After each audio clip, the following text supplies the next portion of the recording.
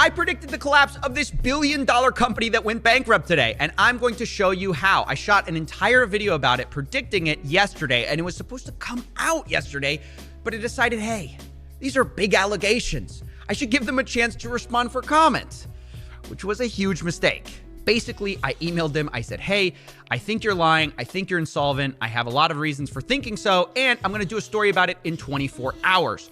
And a few hours later, Genesis did respond all right, but not to me.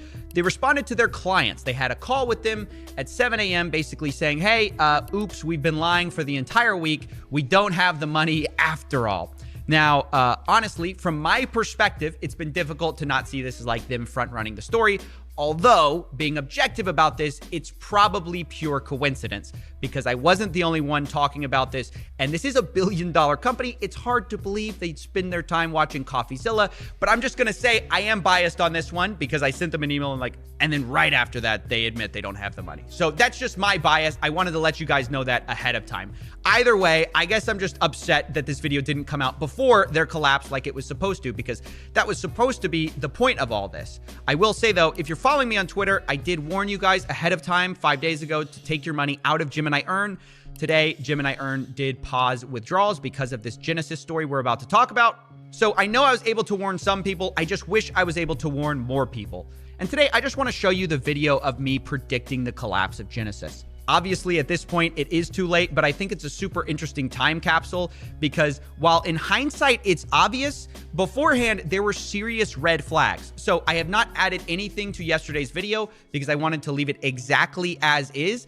And here's that story. Here's me predicting it. It was supposed to be called The Fallout of FTX. All right, the fallout of FTX has been horrific. They owe between $10 to $50 billion according to bankruptcy filings and could owe up to 1 million people money that they do not have. Meanwhile, their CEO is busy on Twitter trolling people, saying, what?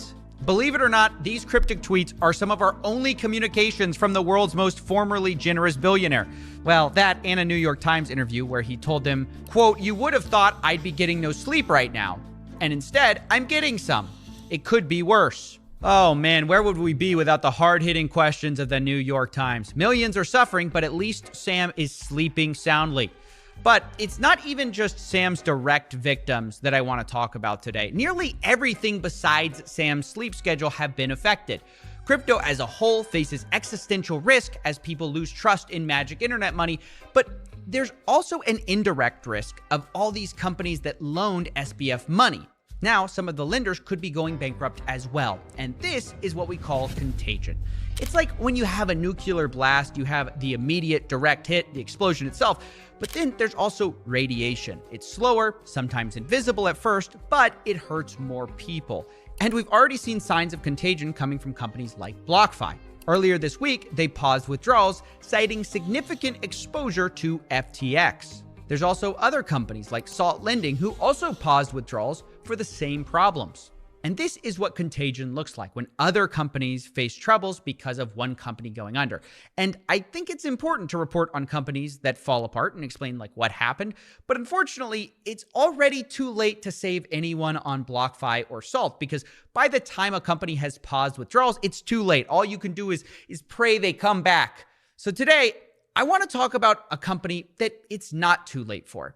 A company that hasn't gone bust yet. And I want to warn people ahead of time. But I want to emphasize that this is a theory and their financial health could be better or worse than I know. I'm just sharing my opinion based on the facts that are available. So let's talk about Genesis. Now, many of you might not recognize the name, but they're huge lenders in crypto who at one point had $4.5 billion in assets just on their public wallets.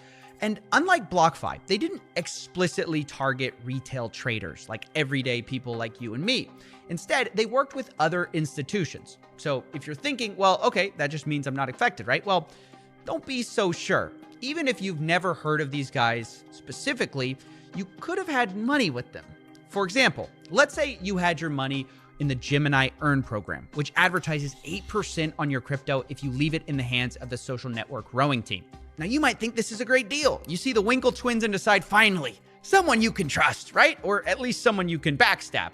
But the problem you might not see is that you're not just trusting Gemini. you're also trusting the people they lend your money to for that return. So, who is that? Well, it's in their terms of service. There's only one approved borrower of the Gemini Earn money, Genesis Global Capital. Now, Genesis Global Capital is a subsidiary of Digital Currency Group and an affiliate of Genesis Trading, which we'll come to in a moment. But what does Genesis Global Capital do with your money alongside Genesis Trading? Well, they lend it out again. And here's where we get to a problem. Sometimes the people they lend it out to, it doesn't work so well. Remember our video on Three Arrows Capital, the huge hedge fund that blew up 10 years ago? Blew up a few months ago? Well, Three Arrows Capital took out billions in loans from none other than Genesis, who actually was their largest lender, with a $1.2 billion claim. Now, their loan was partly collateralized, meaning they didn't lose the entire $1.2 billion. That collateral was made up of a lot of Grayscale Bitcoin Trust, Grayscale Ethereum Trust, and some other tokens, which Genesis basically all kept. But despite liquidating them, they faced hundreds of millions of dollars of losses, according to CoinDesk. Now, around that time, Michael Morrow, the CEO, announced that they had thoughtfully mitigated our losses with a large counterparty. No client funds are impacted. Translation? We just got screwed, but we're trying to pretend nothing happened.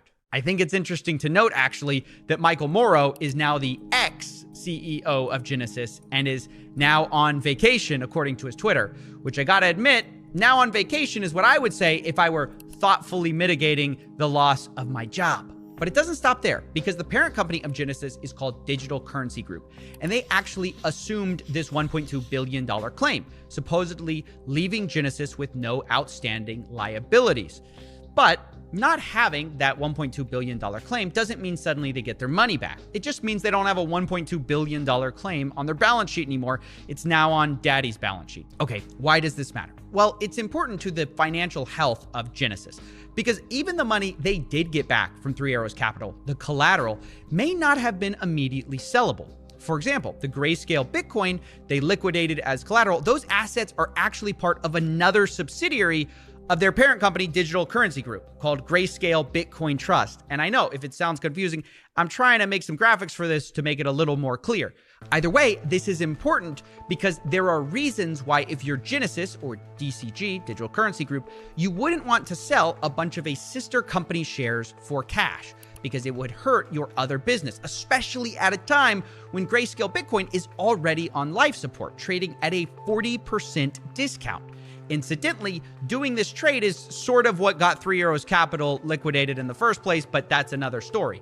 So it would deepen your losses if you sell. So what do? Well, it looks like Genesis or DCG decided to hold on to these Grayscale Bitcoin Trust shares, I guess in the hopes that they would go up in the future, and they may have even bought more of them. Because based on Grayscale's 10Q SEC filing, it shows that their parent company, Digital Currency Group, have been spending millions of dollars buying up shares in Grayscale. Quote, from March 10th, 2021 through September 30th, 2022, DCG has purchased a total of $771.8 million worth of shares in the trust.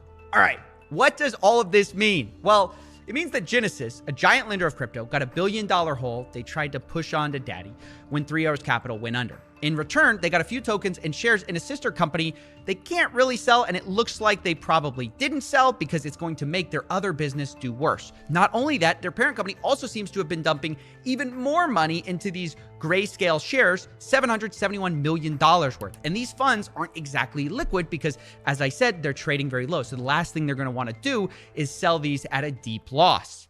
And now, finally, we're going to get to the FTX Alameda part of this story, because coming into fall season, Genesis and DCG aren't looking great. So this is where we could be seeing the final straw to break this whole thing. Although, again, this is just my theory, right? Because everyone's panicking right now. Bank runs are happening everywhere. And it might be that Genesis just doesn't have the money. Okay, so here's the evidence. On November 8th, Genesis says of the FTX collapse that they managed our lending book and don't have any material net credit exposure. Now, to me, this sounds a bit like thoughtfully mitigating our losses, but whatever. Pretty soon, a day later, their story kind of changes. They say, quote, we hedged and sold collateral, resulting in a total loss of about $7 million across all counterparties, including Alameda. But once again, they insist everything's fine, right? They say our exposure to FTX has no impact on our ability to serve our clients. Now, the next day, you might not be surprised, their story changes yet again. They say, oops, did we say we lost $7 million? We meant that our derivatives business has $175 million in locked funds in our FTX trading account. Oops, I guess they missed that one, guys. You know, sometimes I leave a quarter in the couch. Sometimes Genesis accidentally finds $175 million stuck in a bankrupt company. It happens, guys. It happens. Still, though, they claim once again that, quote, our operating capital and our net positions are not material to our business. Okay.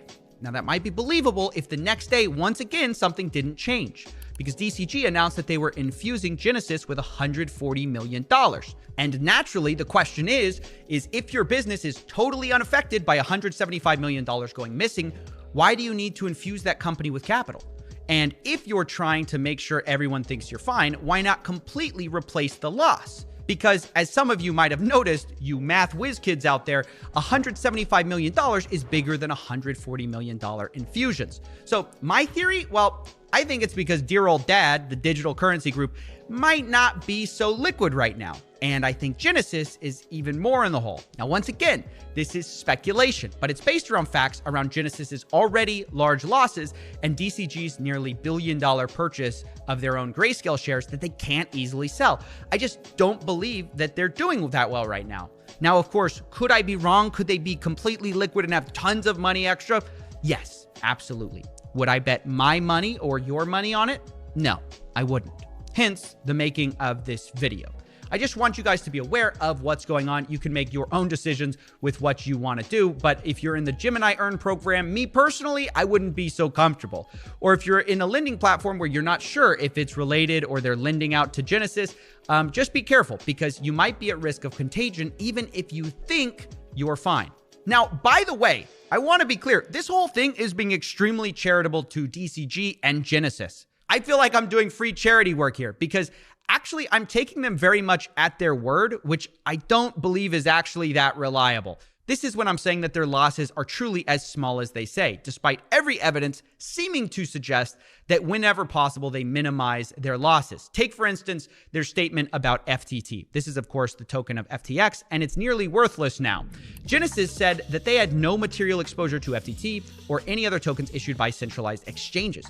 But we basically know this not to be true, or at minimum is super disingenuous. Because using the platform Arkham Intelligence, I took a look at their books and found that Genesis had a lot of FTT and was actively receiving hundreds of millions of dollars of FTT from Alameda as recently as 1 month ago, presumably in exchange for loans. And as recently as 1 week ago, they were sending huge chunks of FTT, not to FTX or Alameda, but to Binance. Now, why would they do that if they were not selling? Now, what does this mean? Well, Genesis obviously had exposure to FTT from Alameda, maybe in the hundreds of millions of dollars. So when they're saying they didn't, they're either lying or trying to obfuscate the fact that they sold them like last week while the market was crashing with everyone else. But there's also this whole dance in their language around Genesis's relationship with FTX and Alameda. In fact, they say they have no ongoing relationship. But this may be the greatest technical truth since I said I appeared on a Netflix show. Because what does no ongoing lending relationship mean? Would you cut it off 10 seconds ago? Like, what is that? Obviously, you lended to them at some point, and I attempted to reach out to Genesis Global, Genesis Trading, and DCG for comment, and here's what they said about all this. Anyways, that concludes my video about the fallout of FTX and Genesis. Just remember, there's lots of people pretending they're fine right now, even when they're actually very close to bankruptcy. So you need to stay safe out there. Don't just take people at their word when they say they have no exposure to FTX or Alameda. Make sure you verify. Okay, thanks for watching.